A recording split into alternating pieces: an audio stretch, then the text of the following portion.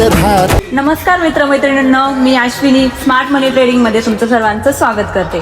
So आता मी तुम्हाला सांगणार आहे की इंडियन मार्केट केलं पाहिजे की फॉरेक्स मार्केट केलंच पाहिजे।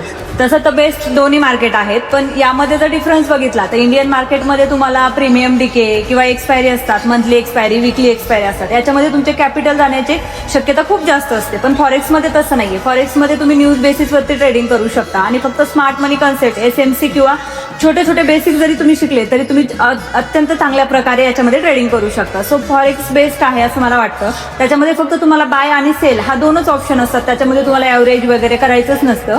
हे अगदी सोप्या पद्धतीने तुम्ही करू शकता। पण इंडियन मार्केटमध्ये काय होतं, जसं की न्यूज बेसिसवरती रातोरात कुठेतरी काहीतरी न्यूज झालेली आहे, दुसऱ्या कंट्रीमध्ये काहीतरी घडते, तर त्याचा सगळा इम्पॅक्ट हा आपल्या इंडियन मार्केटमध्ये होतो आणि त्यामुळे काय होतं, इंडियन मार्केट अदर कंट्रीज प्रमाणे चालतं। आणि फॉरेक्स मार्केट हे सगळ्यात मोठं मार्केट आहे आणि हे 24 आवर्स ऑन असतं, त्याच्यामध्ये तुम्ही कधीही ट्रेड करू शकता। पण इंडियन मार्केटमध्ये काय होतं, याच्यामध्ये तुम्हाला टाइम लिमिट असतो, टाइम डिके असतो, टाइम पिरियड असतो। त्याच्यामध्ये काय होतं, तुम्हाला सकाळी 9 वाजल्यापासून 9:15 वाजल्यापासून ते दुपारी 3:30 पर्यंत तुम्ही त्याच्यामध्ये ट्रेड करू शकता।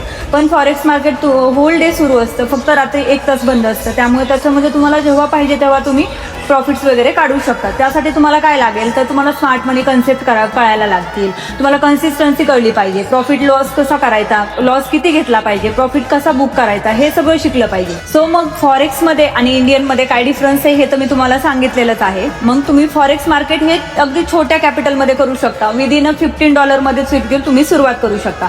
मग ते प्रॉफिट्स कसे करायचे, हे डिसिप्लिन असली पाहिजे मार्केटमध्ये, कन्सिस्टन्सी असली पाहिजे, तरच तुम्ही प्रॉफिट आणि लॉस करू शकता।